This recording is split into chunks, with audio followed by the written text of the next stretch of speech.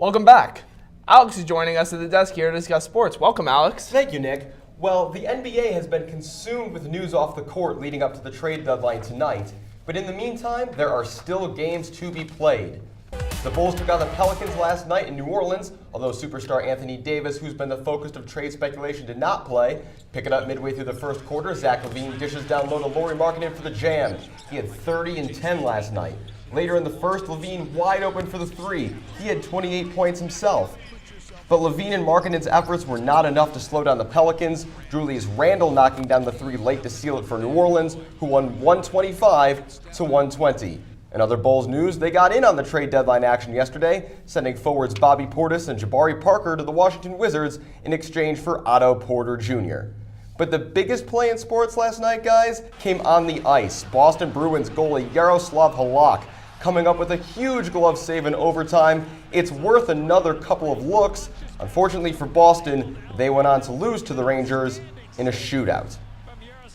As for Chicago hockey, the Blackhawks are back in town after a 3-game road trip, and they take on Vancouver tonight at the United Center. So definitely something to watch for going ahead in this week, guys. Absolutely, Alex. And what about the Blackhawks playoff hopes right now? You know, it's very much on the bubble right now. They had a really tough start to the season, but things are looking like they're about to turn around, and there's a lot of optimism. And tonight's a good way to start off, getting a few wins in a row to keep the momentum going.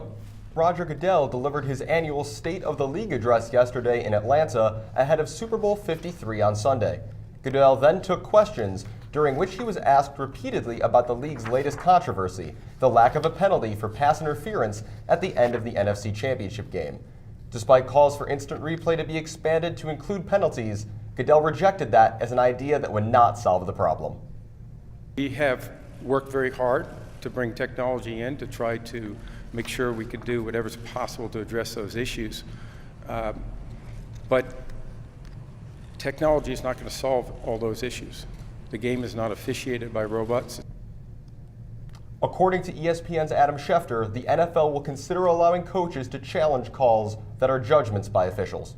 Last night, number 1 Duke hosted number 8 North Carolina, but the game itself was arguably only the third biggest story.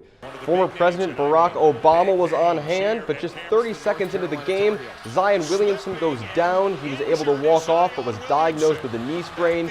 You could see what happened to his left shoe. It's totally blown open. From there, it was all UNC. Nasir Little off the mark, but Luke May there to lay it in. A huge game for May with 30 points and 15 rebounds, and the Tar Heels won 88-72. There was breaking news today in the college basketball world. Late last night, Syracuse men's basketball coach Jim Boeheim was involved in an incident where his vehicle struck and killed a pedestrian walking along I-690. No foul play is suspected, and Boeheim was not issued a citation. Meanwhile, in baseball news, everybody has been waiting for it. It's now official as Manny Machado has signed with the San Diego Padres. The free agent infielder also received an offer from the White Sox, but as ESPN's Jeff Passan first reported, Machado elected to sign a 10-year, $300 million deal with San Diego. Meanwhile, fellow high-profile free agent Bryce Harper remains unsigned. Finally, in local sports news, the Chicago Blackhawks have been as red hot as their jerseys lately and picked up another win last night in Detroit. Picking it up early in the second, and Patrick Kane extends the Hawks' lead with his 37th goal of the season. But the Red Wings would come back in this one. Andres Athanasiou scoring in the final seconds of regulation to send it to overtime, where who else? Patrick Kane scored again to win it for Chicago and bring them into a tie for the final Western Conference playoff spot. What an amazing run for the Hawks. That's all the time we have for tonight. I'm Alex Campbell. Thanks for watching. We'll see you next time.